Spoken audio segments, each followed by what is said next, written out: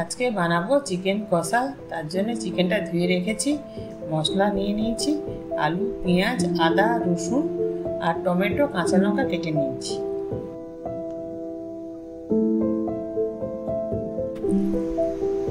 এবারে তেলটা ভালো করে গরম করে নিয়ে আলুগুলো ভেজে নেব।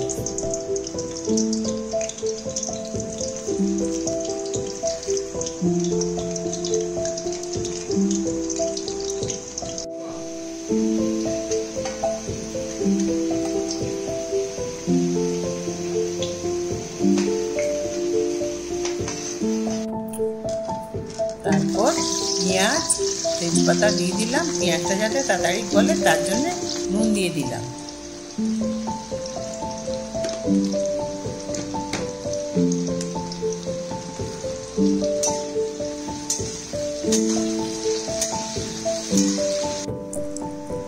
তারপর আদা রসুনের পেস্ট, টমেটো পিউরি আর পেঁয়াজের পেস্ট দিয়ে দিলাম।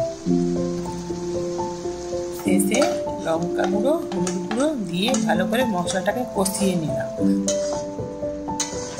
তারপরে চিকেন, আলু দিয়ে ভালো করে কষিয়ে মশলা জল দিয়ে ঢেকে দিলাম।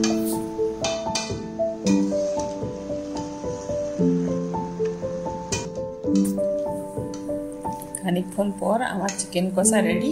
এটাকে আপনি দুপুরে ভাতের সঙ্গেও খেতে পারেন, রাত্রে রুটির সঙ্গেও খেতে পারেন।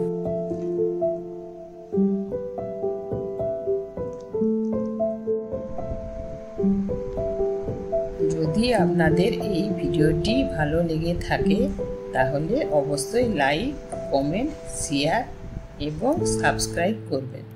ধন্যবাদ। পরের ভিডিওতে আবার দেখা হচ্ছে।